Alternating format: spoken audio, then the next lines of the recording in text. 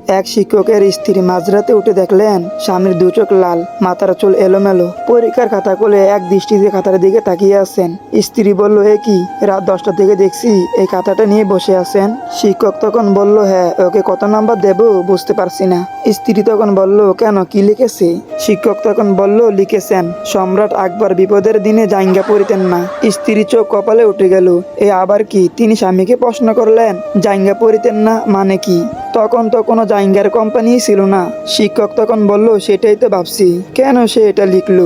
স্ত্রী চলে গেলেন। ভোর রাতে চিৎকারের আওয়াজে স্ত্রী ঘুম ভেঙে গেল। উঠে দেখলেন স্বামী অত্যন্ত আনন্দে সারা ঘরে নেচে বেড়াচ্ছেন। সারা ঘরে খাতা কলম সরানো। স্ত্রীকে দেখে স্বামীর উল্লাস দ্বিগুণ বেড়ে গেল। স্ত্রীকে বললেন, গিন্নি নাম্বারে দিয়েছি। স্ত্রী বলল, কত দিয়েছো? শিক্ষক তখন বলল, 0।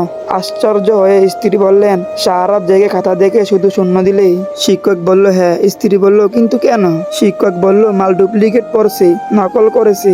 স্ত্রী বলল, ডুপ্লিকেট, তার মানে আরো অনেকে লিখেছে। শিক্ষক বলল, না। স্ত্রী বলল, তবে? শিক্ষক বলল, সে দেখতে ভুল করেছে, যারটা দেখে সে লেখছে।